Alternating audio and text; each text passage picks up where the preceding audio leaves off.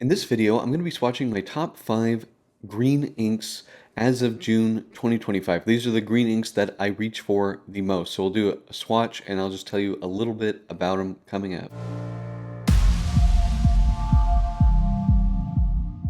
Blake with Blake's Broadcast. On this channel, I review fountain pens, paper, and ink, and as always, I put links to the show notes in the description below. And if you haven't already, please hit that subscribe button, it really helps out the channel. Alright, let's get on to the ink swatches. This video is going to be really what I consider to be my top 5 favorite green inks as of June 2025. This isn't going to be my top 5 medium green inks. This is just going to be green in the loosest sense of the word.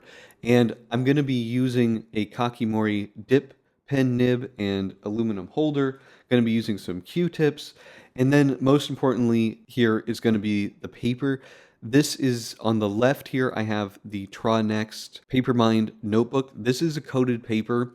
And so this performs very, very similarly to Cosmo Air Light. I would say also similarly to Graphilo and to a lesser extent Tomoe River. Now, in terms of the way that the ink will show up, this will be very similar to what you're going to see on Tomoe River or any other kind of coated paper. Here I have the Papermind Dandelion notebook. This is a uncoated paper, and so you'll see, particularly with one or actually two inks, they're going to be pretty different between these two. So just keep that in mind so it's not too confusing. I'm going to label these papers. So this is... Let's get started. I'm going to start with the one that I probably reach for the least, although I do use all of these. Number 1 here. Then we'll do a double pass.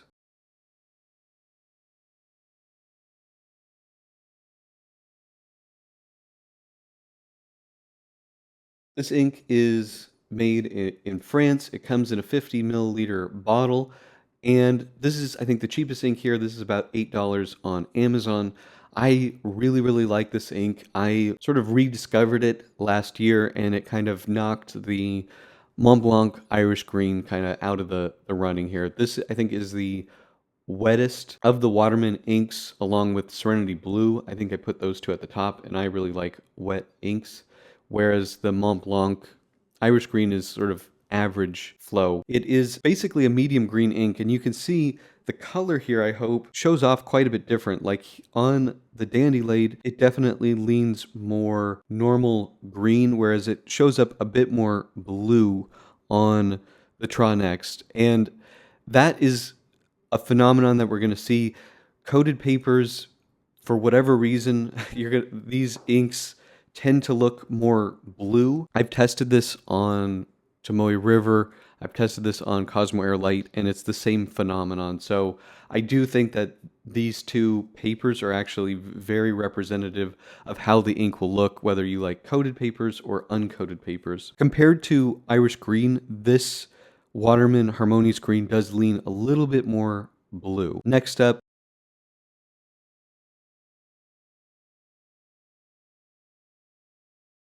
so this is a Kobe ink. You get, I believe this is 50 milliliters. Did I write that down? Yeah, okay, yeah. This is 50 milliliters for $30. These are a little bit harder to find. Van Ness Pens has, I think, the best selection of these. Obviously, based on the bottle, you can see this is made by Sailor. And this is a really nice, like, very dark olive green. And it looks almost black with a finer nib. It definitely does show up more black, I think, on the coated paper than the uncoated paper, which you do see more of that sort of dusty olive green.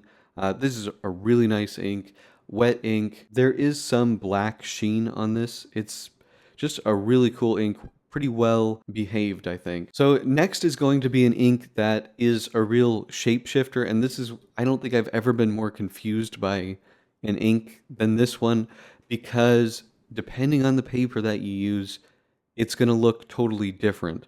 On the Next, I don't think it looks green at all. So let's do that, and you can say this isn't really a green ink video. Do you know what ink this is? What could be this blue, but also kind of a green? On the coated papers, this really shows up as a strong blue. So if you use Tomoe River, you use Cosmo Air Light, you use Tron Next, this is going to look pretty blue. Where on uncoated papers, this is going to look more of a green teal. So if you look at these two, it's crazy how different they are. So before I really, did testing with this ink, I would put this in a pen and I would be like, this is not even close to what I expected. It doesn't look like the teal on the bottle. It looks blue. And that really comes down to the type of paper that you use. So I do think this is a green ink. It's certainly teal on the label, so I think this qualifies as a green ink. Now, these tend to range in price from $16 to $20 per bottle. It just sort of depends. It kind of fluctuates on Amazon, but $16 to $20 is what this should cost. It's about 50 milliliters, really nice bottle, very well behaved, a nice wet ink also. But yeah, just look at how totally different these two look. This next one also, I think, changes colors a bit depending on what kind of paper you use, but let's just get into it. Oh, and I just made a huge one right in the middle. What was I thinking there?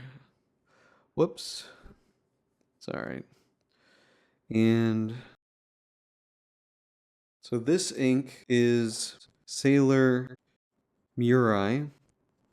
This is actually a pretty old Sailor ink. It used to be part of the Gentle line, which was discontinued. I don't know how many years ago at this point. Can't keep track of that. But it's now sold under their Shikori line. $18 for 20 milliliters. So this is by far the most expensive ink here. This is also probably, I think, my very favorite Sailor ink. It looks super cool and it's pretty well behaved. Now again, as these kind of dry down, this looks like it leans a lot more blue on the Tron Next, whereas here we're seeing green, another kind of dusty green. This Kobe number 45 is more of an olive green, whereas this is more of a dusty teal green. And you can see, maybe put too much ink on this one, there is some red sheen to that. The same on the Iroshizuku Syo-ro. There is a bit of sheen there. And on the Kobe here, you can see now that this is dried down that there is some nice black sheen. Let's do the final one. This is the one that I definitely use the most. And this one won't do any crazy color shifting here. Now, this is the Papermind Osiris Green. So this is the Papermind Osiris Green ink. Made this with Anderillium in Florida. They have been super, super nice. It's 1.5 ounces for $15. 1.5 ounces is roughly 44 milliliters. So again, very affordable price, very well behaved. I would say out of the inks here, this has an average to wet flow, whereas the other ones are probably a little bit wetter. This is pretty similar, I would say, to the Waterman in terms of how wet the flow is. The other ones I do think tend to be on the wetter side. We can definitely see more sheening on the Tron Next, which is to be expected with a coated paper. And if I quickly turn this over, you'll see there's no bleed or feathering from this paper. You can really just dump ink on it. Now the Dandelion is uncoated, so there's no plastic surface on the top like you have on Tomoe River, Tron Next, Cosmo Air Light. This is just natural paper. But you'll notice no bleed through here. This is only 80 GSM paper, and it just does really, really nicely with fountain pens. And so I think this is a very good demonstration of how different inks can show up based on the type of paper that you use. If you're an uncoated paper person, I think this is representative of how the inks will look. These, I think, are undeniably green here, or at least in the green family. Now, if we go over to Tron Next, which is a coated paper, this is representative of how this ink is going to look on any bright white coated paper, so that includes Cosmo Air, Tomoe River, 52 GSM, the white version. This Syo-ro is going to be very, very blue, and this Sailor Miruai is going to look more blue. When it comes to the Paper Mine ink, the color between the two is pretty close. These are, undeniably green here. These are the inks that I use the most in the green family. They're definitely go way beyond more of a standard green ink. Okay, that's pretty much it.